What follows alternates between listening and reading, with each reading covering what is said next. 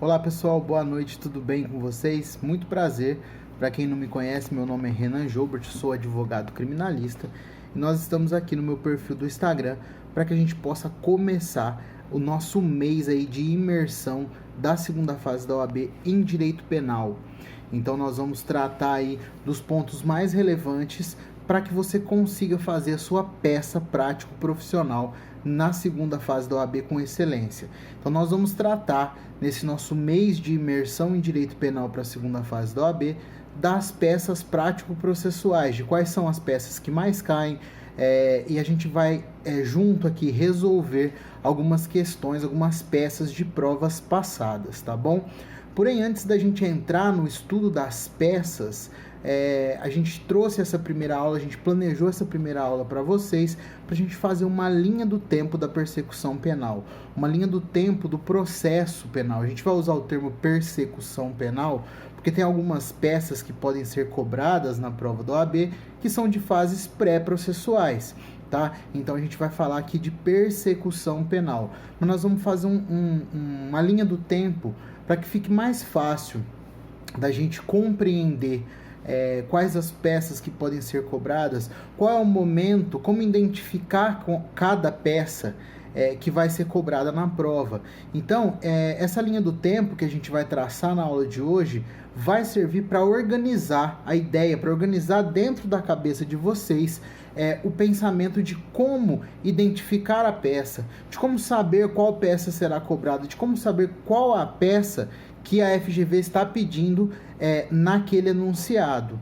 Então nós vamos traçar essa linha do tempo e comentar um pouco sobre cada peça. Lembrando que até o final do mês nós vamos lançar aulas toda segunda, quarta e sexta com a resolução dessas peças, tá? Então fique tranquilo, agora na primeira aula a gente vai passar por cima assim rapidamente para identificar a peça, mas nas aulas das peças em si nós vamos trazer mais elementos, falar mais do direito e falar mais de como você vai identificar essa peça, tá bom? Então vamos para a nossa aula de hoje.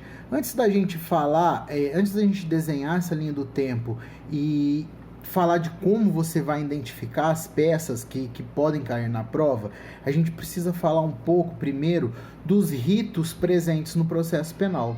É importante que a gente conheça os ritos presentes no processo penal para que a gente saiba o que a FGV está pedindo, tá bom? E hoje, a linha do tempo que a gente vai traçar, é importante ressaltar, é do rito ordinário. Mas vamos primeiro ver quais são os ritos do processo penal, tá? Quais são os possíveis ritos e comentar um pouquinho a respeito deles. Os ritos do processo penal, eles estão dispostos no artigo 394 do Código de Processo Penal, tá? O artigo vai aparecer aí na tela, vamos ler junto. Artigo 394. O procedimento será comum ou especial. O procedimento comum será ordinário, sumário ou sumaríssimo. Inciso 1º. Ordinário, quando tiver por objeto crime cuja sanção máxima combinada for igual ou superior a 4 anos de pena privativa de liberdade. Inciso 2º. Sumário, quando tiver por objeto crime cuja sanção máxima combinada seja inferior a 4 anos de pena privativa de liberdade. Inciso 3º, sumaríssimo, para as infrações penais de menor potencial ofensivo na forma da lei. Então vamos lá. O artigo 394, ele trata dos ritos do processo penal. Então como que a gente sabe, como que a gente identifica qual o rito que deve ser aplicado naquele momento? É pela quantidade da pena do crime abstrato, tá? Então a gente vai sempre lembrar o seguinte, pena de 4 anos ou mais, lembra desse detalhe, é igual ou superior a 4 anos, tá? Então pena de 4 anos ou mais, que é a maioria dos crimes do Código Penal. Qual que é o procedimento? Procedimento ordinário, tá? Penas inferiores a 4 anos. Qual que é o procedimento? procedimento sumário. E aí, no inciso 3º, ele fala: infrações penais de menor potencial ofensivo na forma da lei vai ser o rito sumaríssimo. Onde estão descritas a quantidade da pena aí, né? Porque você vai falar, pô, Renan, nesse inciso não tem a quantidade da pena, realmente não tem. Aonde que está disposta a quantidade da pena do rito sumaríssimo? Na lei que trata do Juizado Especial Criminal, a Lei 9.099 de 1995. Então, lá na Lei 9.099, no artigo 61, ele determina o quantum da pena para que o procedimento seja o sumário. Então, vamos ler. O artigo 61 dispõe o seguinte: as infrações de menor potencial ofensivo são aquelas em que a pena máxima não ultrapassa 2 anos. Tá bom? Então, ficou assim. Os ritos do processo penal ficaram assim. De 1 a 2 anos, aplica-se o rito sumaríssimo. De um ano não, né? De 0 a 2 anos, porque tem pena de 3 meses, tem pena de 6 meses. Então, de 0 a 2 anos, rito sumaríssimo. Onde que eu encontro esse rito, Renan? Na Lei do Juizado Especial Criminal. Lei 9.099/95. Importante você marcar aí no seu vadimeco que você vai utilizar bastante da Lei do Juizado Especial Criminal, tá? A lei trata do Juizado Especial Civil e Criminal, mas por óbvio, para nossa aula de hoje, você só vai utilizar os dispositivos que tratam do Juizado Especial Criminal, tá bom? A partir de 2 anos, então a pena de 2 anos e 1 dia, até a pena de 3 anos, 11 meses e 29 dias, o rito é sumário, tá? E a partir de 4 anos, o rito é ordinário. Então, tomar muito cuidado nesse detalhe. É pena igual ou superior a 4 anos, a gente vai para o rito ordinário, tá bom? Então, a pena para o rito não ser ordinário tem que ser menor de 4 anos. Passou de 4 anos, pena igual a 4 anos, é o rito ordinário. E é exatamente o rito ordinário que nós vamos estudar na aula de hoje, tá? Mas não somente ele, a gente vai estudar também alguns elementos pré-processuais, tá? Desde a atuação da autoridade policial até a sentença condenatória ou absolutória, e inclusive vamos adentrar ali depois do trânsito em julgado, mas calma que a gente já vai chegar lá. Então vamos colocar aqui na nossa tela o primeiro momento que a OAB pode, que a FGV pode te cobrar na prova ali, uma peça prática processual. Então a gente começa a nossa linha do tempo com o quê? Com a prisão em flagrante, tá bom? Quais são as possíveis peças cabíveis em caso de prisão em flagrante? Lembrando que a nossa última aula a gente vai tratar das peças de pedidos de liberdade. Então a gente vai falar um pouco mais aprofundadamente, um pouco mais aprofundado sobre isso nas peças de pedido de liberdade. Mas no caso de prisão em flagrante, quais são as possíveis peças que caem? Então vamos supor que o seu enunciado, o enunciado da sua peça prático profissional, ele termine falando que o réu foi preso em flagrante. Qual a peça? A peça pode ser o relaxamento de prisão, que já caiu uma vez na prova da OAB, no exame 6º, se eu não me engano, e o pedido de prisão preventiva, e o pedido de revogação da prisão. Então, o relaxamento da prisão e o pedido de revogação da prisão. Aí você pergunta, Renan, e o habeas corpus? Por que a gente não estuda o habeas corpus para a prova da OAB? Porque o habeas corpus não é uma peça privativa de advogado, tá? A gente pode ali impetrar a habeas corpus como pessoa física. E por regra, por não ser uma peça privativa de advogado, a FGV não costuma cobrar habeas corpus. Então, a gente vai estudar aqui apenas as peças privativas de advogado. Então, como a gente vai tratar só das peças privativas de advogado, nós vamos falar, nesse primeiro momento da prisão em flagrante, do relaxamento de prisão e do pedido de liberdade provisória. Mas antes da gente falar um pouco mais a fundo, vamos ler o que fala o artigo 310 do Código de Processo Penal. Então, vai aparecer aí na tela, lê comigo. Artigo 310. Após receber o auto de prisão em flagrante, no prazo máximo de até 24 horas após a realização da prisão, o juiz deverá promover audiência de custódia com a presença do acusado, seu advogado constituído ou membro da Defensoria Pública e o membro do Ministério Público. E nessa audiência, o juiz deverá, fundamentadamente, inciso 1º, relaxar a prisão ilegal ou, inciso 2º, converter a prisão em flagrante em preventiva, quando presente os requisitos constantes no artigo 312 deste Código e se revelarem inadequadas ou insuficiente as medidas cautelares diversas da prisão, ou terceiro, conceder liberdade provisória com ou sem fiança. Então, é com base nesse artigo que a gente vai combater a prisão em flagrante. Mas, Renan, como que eu vou saber qual peça que eu vou utilizar? Muito simples.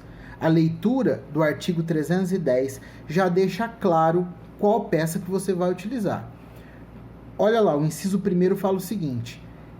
Inciso 1º, relaxar a prisão ilegal.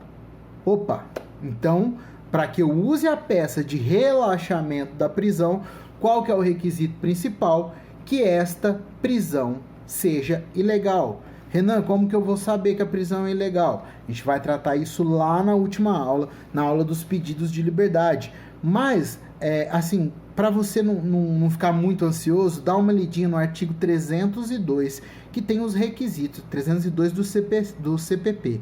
Toda vez que eu falar um artigo, eu vou falar sempre o artigo do CPP.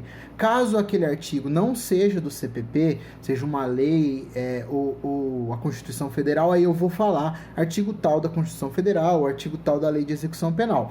Mas para não ficar repetindo toda vez, os artigos do CPP eu vou falar batido, tá? Então dá uma olhadinha no artigo 302, que vai tratar dos requisitos da prisão em flagrante. Faltou algum desses requisitos? Prisão ilegal, a peça é relaxamento de prisão, tá bom? E a prisão que foi legal? A prisão que foi legal, não preciso fazer nada, porque a prisão foi legal? Cuidado, hein? Cuidado, que se você for advogado e falar isso pro seu cliente, você pode ser a próxima vítima dele, né? Não, existem ali medidas cautelares diversas da prisão. O próprio inciso 2º diz isso, ó. Se revelarem inadequadas as medidas cautelares diversas da prisão. Ou seja, se naquele caso forem adequadas as medidas cautelares diversas da prisão, o que o juiz vai fazer? Inciso 3º, conceder a liberdade provisória. Então, prisão foi legal. Ele foi prego logo após o crime, preenchidos os requisitos lá do 302, a prisão em flagrante está legal. Só que não há motivos para que aquela pessoa fique presa provisoriamente. Então, qual é a peça cabível? Pedido de liberdade provisória. Tá? Vamos recapitular.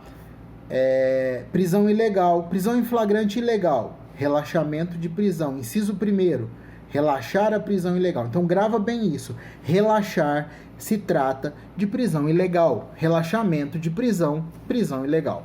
Tá bom?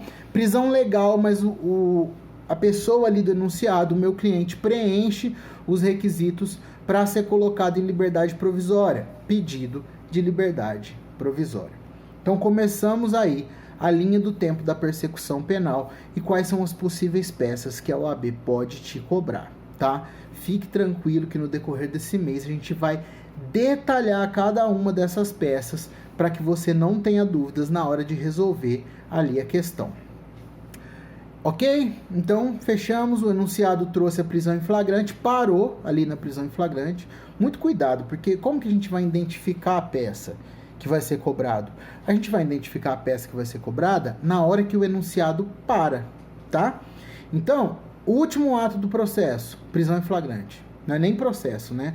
O último ato da autoridade policial, prisão em flagrante, o enunciado parou ali, ele não narrou mais nada dali para frente. Ou relaxamento de prisão, ou pedido de liberdade provisória. Agora vamos supor que o enunciado te traga um outro problema. ele te traga ali uma narrativa de que um cliente foi até o seu escritório e te procurou como vítima de um crime, tá? Esse cliente foi vítima de um crime. Já, ó, liga a luz de alerta aí, porque em regra, quem denuncia, quem provoca o judiciário para que se dê início à ação penal é quem? É o Ministério Público. Porque, em regra, as ações penais elas são públicas incondicionadas. Então, quem provoca o judiciário é o Ministério Público.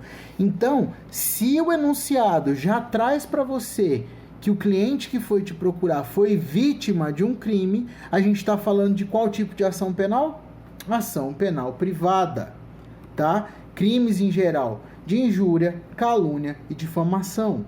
Então, se o enunciado ele para ali, neste momento em que um cliente te procura, te relatando que foi vítima de um crime de injúria, calúnia ou difamação, alguém falou mal de mim no Facebook, alguém feriu a minha honra, alguém me acusou falsamente de eu ter cometido um crime, injúria, calúnia e difamação, o que a gente vai fazer? Uma queixa-crime. A queixa-crime também já caiu na prova da OAB, uma vez no exame 15, se eu não me engano, tá?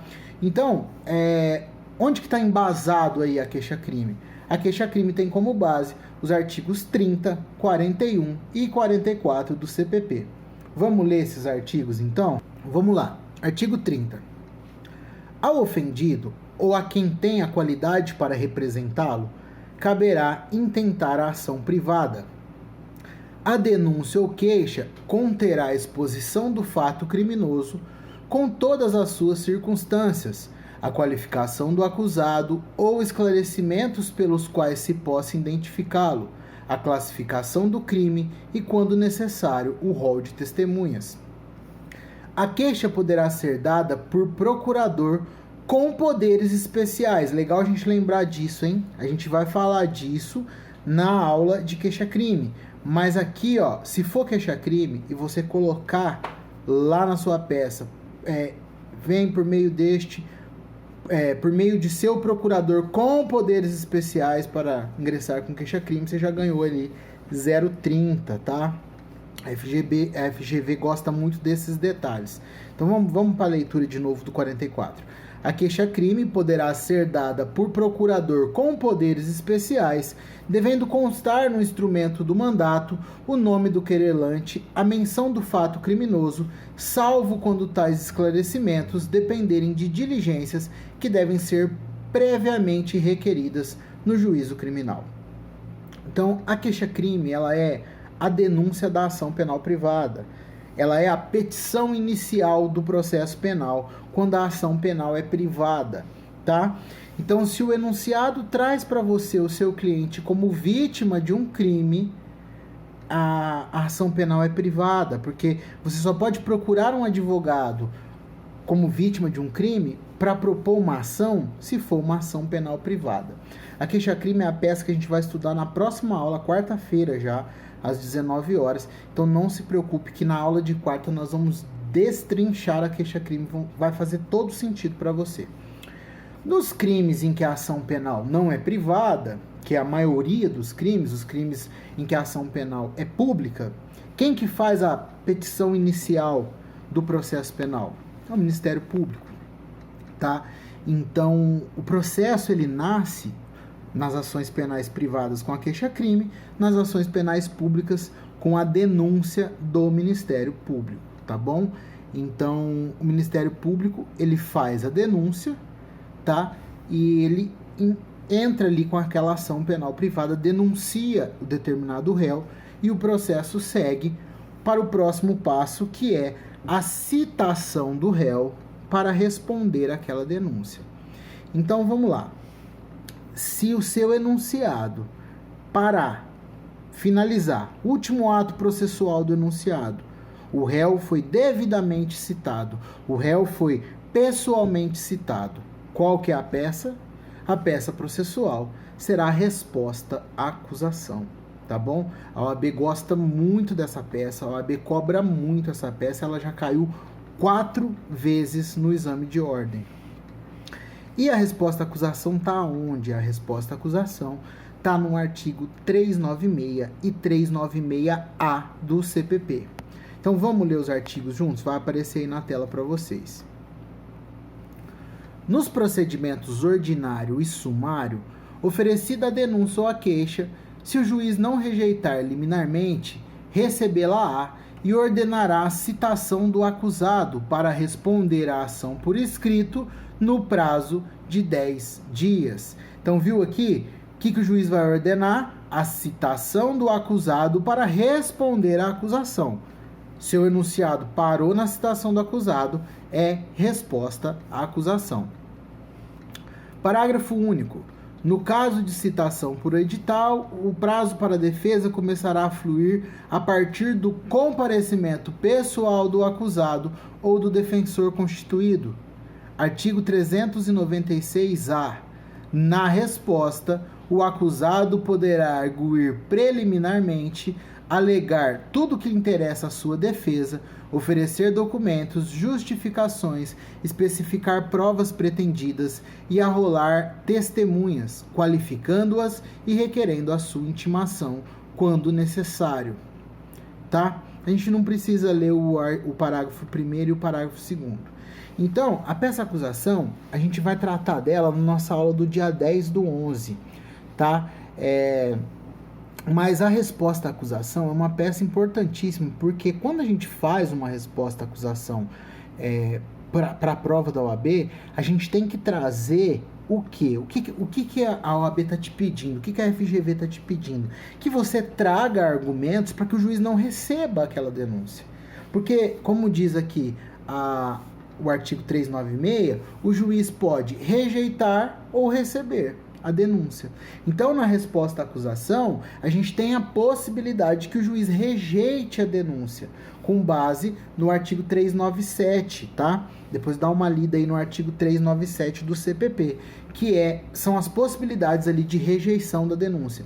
Então, o que a gente vai arguir, o que a gente pode trazer de tese defensiva na resposta à acusação, a gente vai tratar disso na aula de resposta à acusação. Mas lembre-se que a sua resposta à acusação para a prova da OAB, ela tem que ser bem completa, você tem que trazer ali as nulidades em forma de preliminar, se tiver alguma nulidade, você vai ter que analisar o enunciado como um todo para impedir que esse magistrado receba a denúncia, tá bom? Depois da resposta à acusação, apresentamos a resposta à acusação, o juiz pode absolver sumariamente o réu, rejeitando a denúncia, ou receber a denúncia e dar andamento no processo. Então, vamos seguir para a nossa linha do tempo. O juiz recebe a denúncia e dá andamento no processo, fazendo o quê? Designando a audiência de instrução e julgamento, artigo 400 do CPP, depois dá uma lida lá também. Ele vai ali designar essa audiência vai ocorrer e se o seu enunciado trouxer como último ato do processo, tá, a realização da audiência de instrução e julgamento, temos aqui mais um marco temporal para que a gente passe para a próxima peça. Então, se o último ato do processo trazido no enunciado foi a realização da audiência de instrução e julgamento, e aí não tem sentença, parou aí, qual que é a nossa peça? São as alegações finais em forma de memoriais ou memoriais, que é o jeito mais simples, que é o que o pessoal mais usa. São os memoriais defensivos, tá bom? Mas fique atento. Não pode ter sentença. Se falar que o juiz sentenciou na audiência, não é memoriais. A gente vai ver depois o que é. Tá? Terminou a audiência. Olha, terminou a audiência, o Ministério Público pediu uma diligência, a diligência voltou. Memoriais. Terminou a audiência, o juiz deu um prazo para que as partes se manifestem. Memoriais. Tá bom? Onde que está descrito ali os memoriais defensivos no Código? Artigo 403, parágrafo 3º. Vamos dar uma lida no 403, parágrafo 3º? Vai aparecer aí na tela para vocês. Não havendo requerimento de diligências ou sendo indeferido, serão oferecidas as alegações finais orais por 20 minutos. Beleza. Isso aqui seria se as alegações finais fossem orais na audiência, mas não é o nosso caso, a gente está fazendo uma prova escrita, então as alegações finais vão ser escritas. Parágrafo 3º. O juiz poderá, considerada a complexidade do caso ou o número de acusados, conceder às partes o prazo de 5 dias, sucessivamente, para a apresentação de memoriais. Neste caso, terá o prazo de 10 dias para proferir a sentença. Então é isso aqui. O juiz, considerada a complexidade do caso, o número de acusados, ele vai conceder um prazo de 5 dias para apresentação de memoriais. E aí, nos memoriais, nossa aula de 15/11 é sobre memoriais. Nós vamos alegar tudo. Preliminares, mérito, pedir absolvição, pedir a aplicação da menor pena. Isso a gente vai destrinchar melhor na nossa aula de memoriais. Mas é uma peça para que você alegue tudo. Só que é uma peça que não é tão difícil, que é uma peça interessante de fazer. Por quê? Porque o enunciado vai te trazer todas as provas que foram produzidas. O enunciado vai te trazer a narrativa praticamente de todo o processo. Então, você vai ver quando a gente for fazer a aula, resolver uma questão de memoriais, fazer uma peça de memoriais que caiu numa prova da OAB, você vai ver que a gente consegue utilizar o que está escrito no enunciado para fazer a nossa peça de memoriais. Então, beleza. Paramos na audiência sem sentença, memoriais. Mas, Renan, e se tiver sentença? Se tiver sentença, a gente precisa observar se a sentença é condenatória ou se a sentença é absolutória. Porque isso você vai entender daqui a pouco. Terminou o último ato do processo, uma sentença penal condenatória. Então, o enunciado vem, narra, ele foi preso, pediu liberdade provisória, ele saiu, ele respondeu o processo, teve audiência, apresentou memoriais, o Ministério Público pediu isso, a defesa pediu isso. Qual que é o último ato do processo? A sentença condenando aquele réu a X anos de prisão. Beleza. O que a gente tem aqui? Uma sentença penal condenatória como último ato do processo. Qual que é a peça? A peça é o recurso de apelação. Tá? O recurso de apelação está disposto no artigo 593 do CPP. Vamos ler? Vai aparecer aí na tela para vocês. Caberá apelação no prazo de 5 dias das sentenças definitivas de condenação ou absolvição proferidas por juiz singular. Ué, Renan, mas você falou condenação? Claro, a gente é advogado. Você vai recorrer de uma sentença de absolvição? Não. Quem que recorre da sentença de absolvição? Ministério Público. Inciso 2º. Das decisões definitivas ou com força definitivas proferidas por juiz singular nos casos não previstos no capítulo anterior. Inciso 3º, das decisões do Tribunal do Júri quando? A gente vai discutir Tribunal do Júri depois, tá? A gente está falando aqui de rito ordinário. Então lá, quando a gente tiver aula de rez, eu vou fazer uma breve introdução sobre Tribunal de Júri e vou falar da apelação no júri de forma rápida. Então, sentença condenatória. O que a gente vai fazer? Apelação. Apelação é uma peça que ela tem, é uma peça bipartida, né? Ela tem a peça de interposição que vai para o juiz que deu a sentença condenatória e tem as razões que sobe para o tribunal. Isso tudo no dia 17/11, na aula de apelação, a gente vai tratar dessas questões mais técnicas. Então, sentença condenatória, linha do tempo, sentença condenatória, apelação. Qual que é a peça? Apelação. A gente vai marcar esses pontos, o último ato processual, para que a gente não erre, para que a gente saiba qual a peça que a gente vai apresentar. Tá bom? Então, agora imagine, vamos falar agora da sentença absolutória, né? A gente falou que tem uma diferença. Então, imagine que no teu enunciado, o último ato processual é uma sentença absolutória e um recurso do Ministério Público. Então, vai estar escrito lá, o juiz absolveu o réu e o Ministério Público recorreu. Qual a peça que vai ser cobrada? Contra razões de apelação. Por que contra razões de apelação? Porque a apelação já foi interposta pelo Ministério Público. Nós vamos apenas apresentar as contra-razões. O Ministério Público falou, juiz, você absolveu, eu quero que condena. Você vai falar, juiz, não tem que condenar. Tribunal, né? Não tem que condenar. O Ministério Público falou assim, tribunal, olha que o juiz aplicou uma pena muito baixa. E a gente vai falar, não, tribunal, o juiz aplicou a pena correta. A gente vai só se contrapor às razões do Ministério Público. Por isso que é a peça de contra-razões. Essa peça caiu 2 vezes já. E também é uma peça que não é tão difícil de fazer. Por quê? Porque você só vai falar não para o Ministério Público. O Ministério Público vai pedir, condena, você vai falar não, mantém a absolvição. O Ministério Público vai falar, aumenta a pena, você vai falar não, a pena está adequada, deixa ele cumprir essa pena, tá bom? É muito semelhante ao recurso de apelação e tem como base legal o artigo 600 do CPP. Vamos ler junto? Então vamos lá. Artigo 600. Assinado o termo de apelação, o apelante e, depois dele, o apelado terão um prazo de 8 dias cada para oferecer as suas razões, salvo nos processos de contravenção em que o prazo será de 3 dias. Então, o apelado tem um prazo de 8 dias para oferecer as suas contrarrazões de apelação. Nas aulas das peças práticas em si, nós vamos aprender a contagem desse prazo, tá? Fiquem tranquilos, agora a gente só está fazendo uma passada geral ali na linha do tempo. Então, na primeira fase, na primeira instância do processo penal, são essas as peças possíveis. Então, vamos recapitular aqui rapidamente. Renan, quais são as peças possíveis? Relaxamento de prisão, pedido de liberdade provisória, resposta à acusação. Relaxamento de prisão, pedido de liberdade provisória, queixa-crime, no caso do seu cliente ser a vítima do crime, de injúria, calúnia ou difamação. Beleza? Resposta à acusação, memoriais defensivos, apelação, contra-razões de apelação. Então eu vou colocar aqui na tela, vamos lembrar como que a gente vai identificar essas peças. Parece tanta coisa, mas assim, o gostoso, o bacana do processo penal é que a gente tem um momento que assim, ó, não tem como você errar, porque para aquele momento só cabe aquela peça. Vamos ver?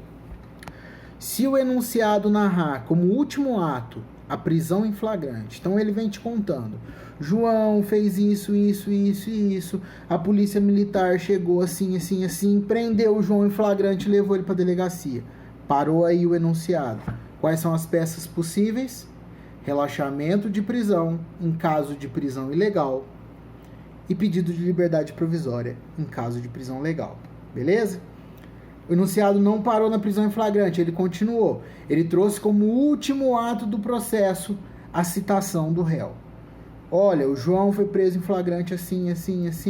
O Ministério Público ofereceu a denúncia e o juiz citou o réu pessoalmente, mandou citar o réu para que ele se manifestasse no processo e o réu recebeu a citação.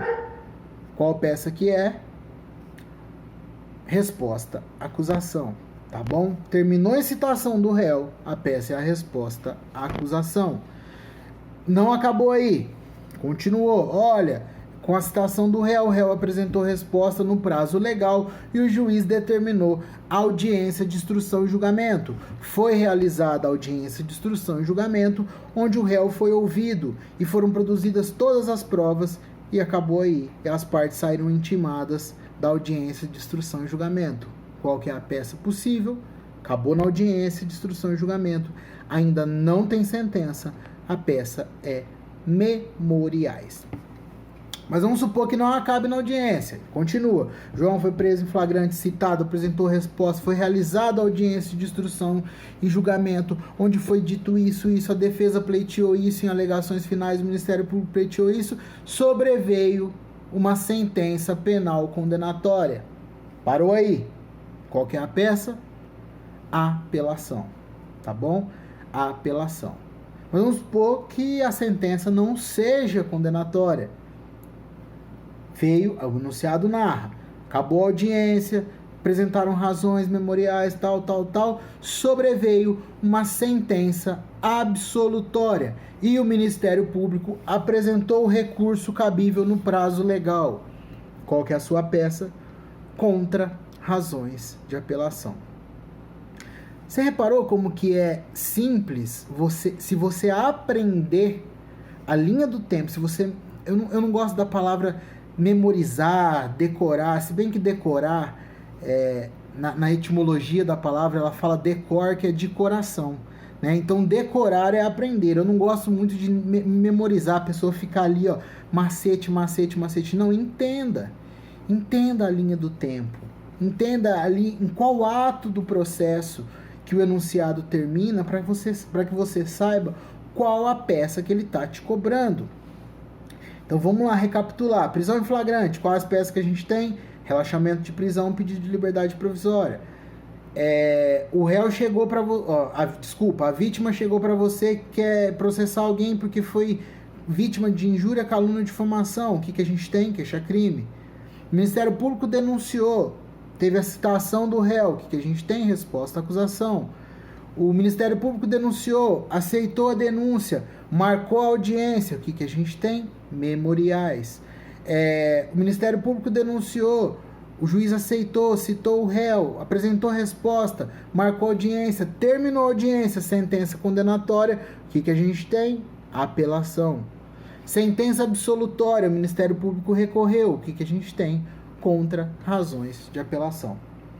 Então, se você rascunhar, eu vou deixar depois disponível, vou deixar o link na bio, eu vou fazer um Google Drive desse mês que a gente está fazendo essa imersão, para colocar alguns materiais lá para que vocês possam baixar esses materiais gratuitamente. Mas assim, faça a sua linha do tempo, escreva no seu caderno a sua linha do tempo, porque isso vai te ajudar muito na identificação da peça. Beleza? Então aqui a gente acabou o rito ordinário, tá?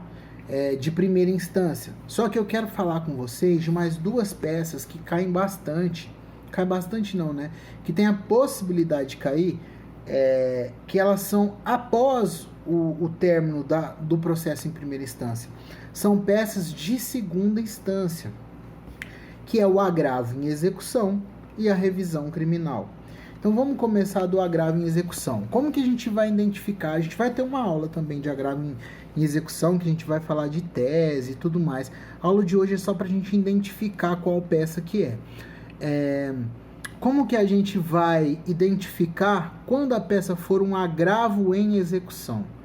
A gente vai identificar o agravo em execução quando o seu cliente, a pessoa que você está defendendo ali naquele enunciado, já estiver em cumprimento de pena. Todas as decisões judiciais, quando do cumprimento da pena, a pena já teve uma sentença, já transitou em julgado essa sentença, e ele está cumprindo a pena, a peça cabível é agravo em execução. Tá? Onde que está disposto o agravo em execução? Artigo 197, mas agora não é do CPP, tá? É artigo 197 da Lei de Execuções Penais, que é a Lei 7.210 de 84. O que diz o artigo 197? Vamos ler aí. Das decisões proferidas pelo juiz da execução, né, claro, caberá recurso de agravo sem efeito suspensivo. Então, como que a gente vai identificar a peça de agravo em execução? Olha, em cumprimento de pena, João atingiu o período lapso para o livramento condicional, mas o juiz indeferiu o livramento condicional. Qual a peça cabível? Agravo em execução. Ele está em cumprimento de pena, já teve sentença transitada em julgado, então é agravo em execução. Olha, em cumprimento de pena, o José fez um pedido para poder progredir para o regime semiaberto e o juiz da execução indeferiu. Qual que é a peça? Agravo em execução. E aqui também pode cair, embora nunca tenha caído, a contrarrazão do agravo de execução. O que é? Olha, o juiz deferiu para o João o livramento condicional e o Ministério Público recorreu. Qual que foi o recurso que o Ministério Público recorreu? O agravo em execução. Então, o que você vai fazer? As contrarrazões de agravo em execução. Tá bom? Na aula de agravo em execução, a gente vai falar bastante das possíveis teses que você pode utilizar no agravo em execução e de qual que é a estrutura do agravo em execução. Porque o agravo em execução ele tem a mesma estrutura do rese, que é o recurso da pronúncia do júri. Tá bom? Então, Nós temos dois recursos aí da sentença transitada em julgado. O primeiro é o agravo em execução. A gente não pode confundir. Sentença transitada em julgado, cabem dois recursos. O primeiro é o agravo em execução, porque o agravo em execução ele não vai discutir aquela sentença mais. Ele vai discutir os direitos do cumprimento da pena. Aí você me pergunta, mas Renan, tem algum recurso que a gente pode manejar para discutir aquela sentença transitada em julgado? Tem. Qual que é? A revisão criminal. Então, toda vez que o enunciado trouxer uma informação de que há uma sentença transitada em julgado e surge uma prova nova da inocência, surge uma prova de que o juiz se baseou em uma prova falsa, surge uma possibilidade ali de redução de pena porque o juiz aplicou a pena errada com base numa prova nova.